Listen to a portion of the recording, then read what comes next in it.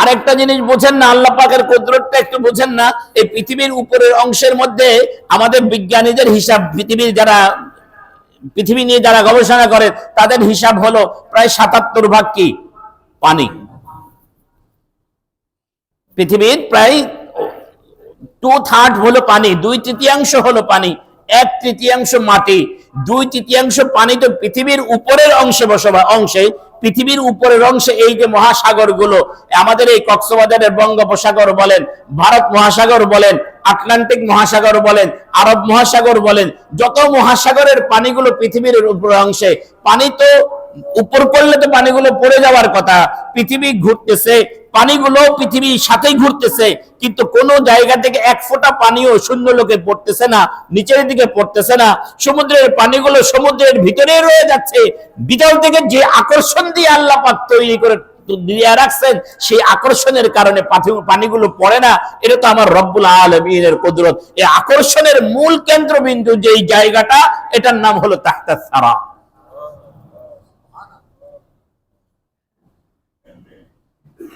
কুদরত দেখছেন আল্লাহ রাব্বুল আলামিনের।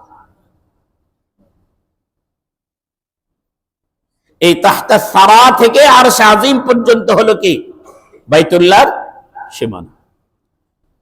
একটা হাদিস পড়েছি আমি, সম্ভবত দুররে মনসুরের ভিতরে এই হাদিসটা আছে।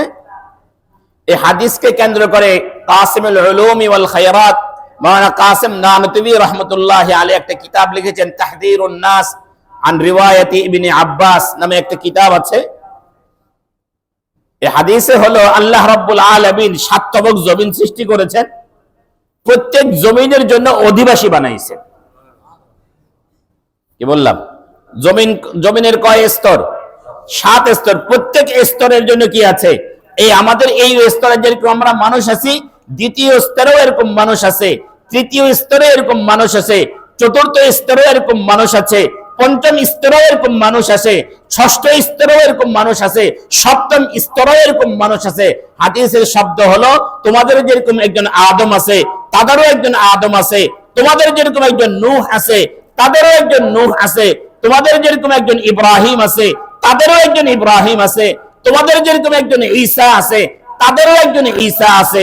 প্রশ্ন হলো, প্রত্যেক জমিনে যদি এরকম মানুষ থাকে আর প্রত্যেক জমিনে যদি এরকম নবী থাকে, তাহলে শেষ নবী হিসাবে আমাদের নবী মুহাম্মদুর রাসূলুল্লাহ সাল্লাল্লাহু আলাইহি ওয়াসাল্লামকে আল্লাহ পাক রব্বুল আলামিন যে শ্রেষ্ঠত্ব দিয়েছেন, এটাকে প্রথম জমিনের নবী মুহাম্মদ, না দ্বিতীয় জমিনের নবী মুহাম্মদ, না তৃতীয় জমিনের নবী মুহাম্মদ, নাকি চতুর্থ জমিনের নবী মুহাম্মদ, নাকি পঞ্চম জমিনের নবী, নাকি ষষ্ঠ জমিনের নবী, নাকি সপ্তম জমিনের নবী? 7 জমিনে যেহেতু নবী আছে, তাহলে 7 জমিনের প্রত্যেক জমিনের নবীর মধ্যে শ্রেষ্ঠ কোন নবী, খাতামুন নবিয়্যিন কোন নবী? মাওলানা কাসিম নানতুবি রাহমাতুল্লাহি আলাইহি তাহযীরুন নাস এই কিতাবের মধ্যে এটা প্রমাণ করেছেন, আমাদের জমিনে যেই নবীকে আল্লাহ পাক পাঠাইছেন, যে মুহাম্মদকে আল্লাহ পাক রব্বুল আলামিন সাল্লাল্লাহু আলাইহি ওয়াসাল্লাম এই জমিনে পাঠাইছেন, সব জমিনের সব মানুষের তুলনায় আমাদের নবীকে আল্লাহ পাক শ্রেষ্ঠ বানাইছেন।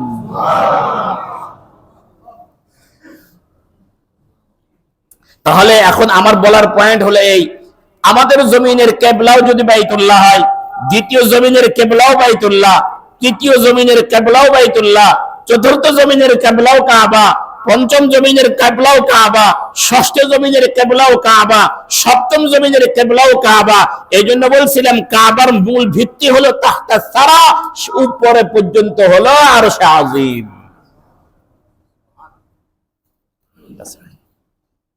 এ হলো বাইতুল্লাহ, এর সাথে আমাদের অস্তিত্বের সম্পর্ক।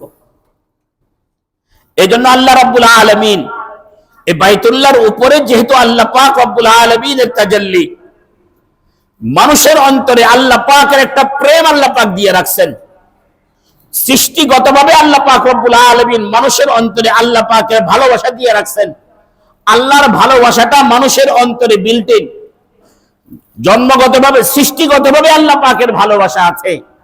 ভালোবাসার একটা দাবি হয়, যাকে আপনি ভালোবাসেন তার সাথে সাক্ষাৎ না হওয়া পর্যন্ত ভালোবাসার পূর্ণতা লাভ করে না। ভালোবাসা যখন আস্তে আস্তে গভীর হতে শুরু করে, এই ভালোবাসার গভীরতার শেষ পরিণাম কি? একজন আরেকজনের সাথে কি করা? সাক্ষাৎ করা। সাইয়্যিদুনা মূসা আলা নবিয়িনা আলাইহিস সালাতু ওয়াস সালাম আল্লাহ রাব্বুল আলামিনের সাথে দুনিয়াতেই কথা বলতেন। কথা বলতেছেন তো বলতেছেন, এক পর্যায়ে কথা বলতে বলতে প্রেম জমছে, ভালোবাসা যখন প্রগাঢ় হয়ে গেছে, একসময় মুসা আলাইহিস সালাম আর থাকতে পারেন নাই। আল্লাহকে বললেন, রব্বি আরিনি আনজুর ইলাই, ও আল্লাহ আমাকে একটু সুযোগ দেন, আমি আপনাকে দেখব। বলেন না সুবহানাল্লাহ। আরিনি আনজুর ইলাই ক্বালা লান তারানি, আল্লাহ বলেন, না মুসা, আমাকে তুমি দেখতে পাবা না, ওয়ালাকিন ইনজুর ইলাল জাবালি ফাইন ইসতাকাররা মাকানাহু ফাসাউফা তারানি। এইজন্য বলছিলাম ভালোবাসার দাবি হলো, শেষ পরিণতি হলো যে শেষ পর্যন্ত সাক্ষাৎ হওয়া। আমাদের সাথে আমাদের রবের সাক্ষাৎ হবে। সাক্ষাৎটা আল্লাহ রাব্বুল আলামিন জান্নাতে দিবেন। কিন্তু দুনিয়াতে একজন প্রেমিক তার প্রেমিকের সাথে সাক্ষাৎ না করে থাকতে পারে না। যে মাওলাকে, যে মালিককে আমরা ভোর রাত্রেও সেজদা দিয়েছি, যে মালিকের জন্য আমরা ফজরের সময় আরামের ঘুমকে ত্যাগ করেছি, জায়নামাজে আমি সেজদায় লুটিয়ে পড়েছি, দুপুরের সময় কর্মব্যস্ততাকে বাদ দিয়ে যে মালিকের সামনে কুদরতি কদমে আমি লুটিয়ে পড়েছি, আসরেও আমি লুটিয়ে পড়েছি, মাগরিবেও আমি সেজদায় গিয়েছি, এশারেও আমি গিয়েছি, সেই মালিককে দুনিয়াতে দেখব না?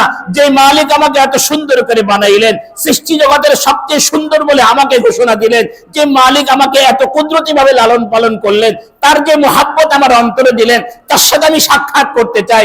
সাক্ষাৎ আমি করতে চাই, সাক্ষাৎ করব কোথায়? যখন সাক্ষাতের জন্য তাকে পাই না, তো দৌড় দিয়ে চলে গেলাম তার ঘরে, যেখানে তার তাজাল্লি পড়ে, সেখানে আমি ঘুরছি আর লাব্বাইক বলছি, মালিক আমি তো হাজির, তোমার সাক্ষাৎ আমার চাই চাই।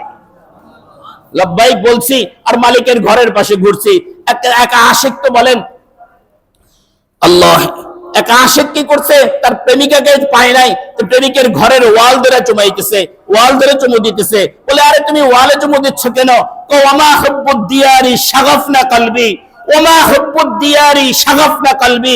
বলে, এই ওয়ালের ভালোবাসা আমার অন্তরে জায়গা করে নাই, বলেন ওয়ালাকিন হুব্বু মান সাকানাদ দিয়ারা। বলে, আমি ঘরের ওয়ালে তো চুমু দিচ্ছি এই জন্য, যে ঘরের ভিতরে যে বসবাস করে তার ভালোবাসা আমার অন্তরে জন্ম নিয়েছে। কিন্তু ভাই, আপনার আব্বা দুনিয়ার থেকে বিদায় নিয়ে গেছেন, হঠাৎ করে বাবার কথা মনে হয়েছে যে বাবার কোনো স্মৃতি আছে কিনা, বাবার একটা গামছা, একটা জামা, মা দুনিয়ার থেকে চলে গেছেন, মায়ের কোনো স্মৃতি যদি থাকে, মায়ের হাতের একটা ঘটি, একটা বাটি, আপনি এটা হাতে নেন, চোখে লাগান, চুমু খান। কেন? এই মায়ের প্রতি ভালোবাসার কারণে এই ঘটির প্রতি ভালোবাসা, বাবার প্রতি ভালোবাসার কারণে বাবার গামছার প্রতি ভালোবাসা, আমার রবের প্রতি আমাদের ভালোবাসার কারণে এই বাইতুল্লাহর প্রতি আমাদের ভালোবাসা। এখন ভালোবাসা প্রকাশ করতে হলে আল্লাহ পাকের একটা তাজাল্লি গাহ আছে, যেখানে আল্লাহ পাক রব্বুল আলামিনের তাজাল্লি হয়, সেখানে তো বান্দা ছুটে যাবে। এই জন্য আমরা নামাজ তো আমার এলাকায় পড়তে পারি, রোজা তো আমি আমার পৃথিবীর যে কোনো জায়গায় রাখতে পারি, আমাকে হজ করতে হলে বাইতুল্লাহ আমাকে যেতে হবে, যেহেতু আমার ভালোবাসার কেন্দ্রবিন্দু সেটা। আমার কথাগুলো বুঝতেছেন? ভালোবাসার কেন্দ্র। এ কারণে আমরা আল্লাহ রাব্বুল আলামিনকে তালাশ করতে গিয়ে বাইতুল্লাহর সামনে, বাইতুল্লাহর চতুর্পাশে ঘুরি, বাইতুল্লাহর চতুর্পাশে ঘুরি, তখন একমাত্র আমাদের কামনা হবে, আমার রবকে আমি চাই, আমার মালিককে আমি চাই, আমি আমার প্রভুকে চাই, আমি আমার মাওলাকে চাই। এ কারণে সেখানে পোশাকের কোনো বালাই নাই, সেখানে কে আমার পাশে আছে তার কোনো খবর নাই। আমার একটাই খবর, একটাই চেতনা, আমি বাইতুল্লাহ পাইলাম না, দৌড় দিয়ে গেলাম সাফা মারওয়ায়, সাফা মারওয়ায় পাইলাম না, চলে গেলাম আরাফায়, আরাফায় পাইলাম না, আসলাম মিনায়, গেলাম মুজদালিফায়, গেলাম জামারায়, আবার আসলাম বাইতুল্লাহ। আমার পুরাটা গজরে 5 দিনের পুরাটা কর্মকাণ্ড হলো আমার মালিককে তালাশ করা, মালিকের মুহাব্বতে ছটফট করা, মালিকের মুহাব্বত লাভের জন্য চেষ্টা করা। বান্দা যখন এই প্রকৃত অন্তর নিয়ে, এই প্রকৃত প্রেম আর ভালোবাসা নিয়ে বাইতুল্লাহ থেকে শুরু করে আবার বাইতুল্লাহ পর্যন্ত, আরাফা, মুজদালিফা, মিনা, জামারা সব কিছু যখন ঘুরে আসে, আমার মাওলা বলে, ও আমার বান্দা, আমার প্রতি তোর এত ভালোবাসা, আমার প্রতি তোর এত মুহাব্বত, আয় আমার সাথে সাক্ষাতের জন্য তোর বাকি আছে মৃত্যু, সাক্ষাৎ হবে, আমি জান্নাতে তোকে সাক্ষাৎ দেব। জান্নাত পর্যন্ত আসতে হলে তোর গুনাহ থাকলে চলবে না, যা আমি তোমাকে এরকম মাফ করে দিলাম। তোর মা তোকে যেদিন জন্ম দিয়েছিল সেদিন তোর যেরকম কোনো গুনাহ ছিল না, আমিও তোকে এইভাবে মাফ করে দিলাম। এবার তুই এই গুনাহ মুক্ত অবস্থায় আমার কাছে আসবি, আর জান্নাতে আমার সাথে তোর সাক্ষাৎ হয়ে যাবে। কি বলেন? আল্লাহ রাব্বুল আলামিনকে দেখতে রাজি আছেন তো নাকি ইনশাআল্লাহ?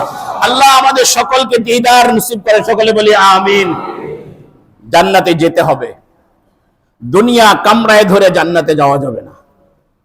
আল্লাহ রাব্বুল আলামিন আমাদেরকে, যাদেরকে আল্লাহ পাক রব্বুল আলামিন হজে যাওয়ার এবছর তৌফিক দিয়েছেন, আল্লাহ তাদেরকে তাদের হজগুলোকে কবুল করে নেন, সকলে বলি আমিন।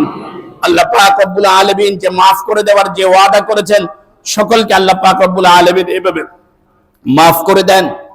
আর আমরা যারা এখনো যেতে পারি নাই, কখনো গেছি, সামনে আবারও যেতে চাই, আল্লাহ পাক আমাদেরকে বারবার তার ঘরে যাওয়ার তৌফিক নসিব করেন, সকলে বলি আমিন।